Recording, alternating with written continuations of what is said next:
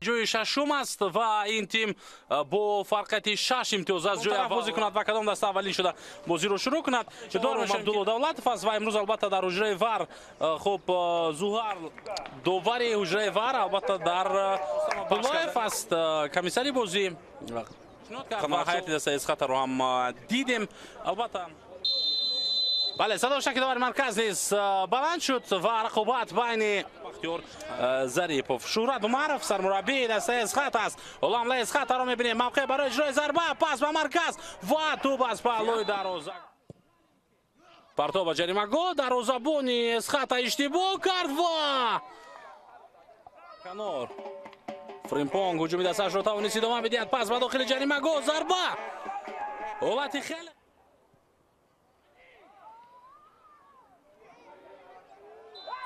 گفتن قسمی اول با زدن گل دست یا بعد ضربه سنجر اسخیباف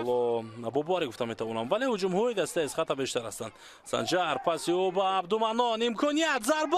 البته در قسمت پایانی نیمه اول از اون راضی بود. حالا حمله در اجرای دسته برقچی ضربه بسیار هم سخت و خب همچنین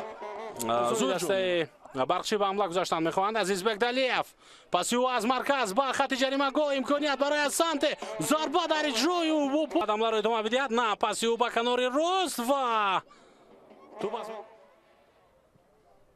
پرتاب به داخل جریمه گل امکانیت نوبتی ضربه بود سر و بهتر شد دلشاد پرتابی او به داخل جریمه گل موقعیت برای زدن گل حتی تو به ستون دروازه برخورد که حاجی عبدالمنان چی حالت داشت اینجا خداوند رقابت در نیمه میدانی برقچی همان ادامه می‌یابد. یک ضربه دیگر از مسافه خیلی هم درسون فلاسب گرفته است. فریمپونگ باتینگ بازی ادامه می‌یابد. داور اشاره می‌کند که بازیگر که از میدان بیرون گردیده بود با میدان برگردد. ضربه نوبتی از مسافه بسیار هم دور جانبی دروازه کوه ترسونوف پاسی به کنار رسول خیلی هم بلند به داخل جریمه گل ادامه می‌یابد هجومی اسخط ارسال به داخل جریمه گل و فرصت برای اجرای ضربه اما از دلشاد جان ارسالی او به داخل جریمه گل فرصت برای بازیگران اسخط ضربه نوبتی و یک ضربه او از کنج میدان فرصت برای بازیگران اسخط باز هم توپ از جریمه گل ارسال به جریمه گل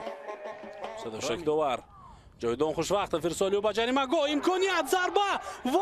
به امکان دارد که با جای 11 در جدول فرآید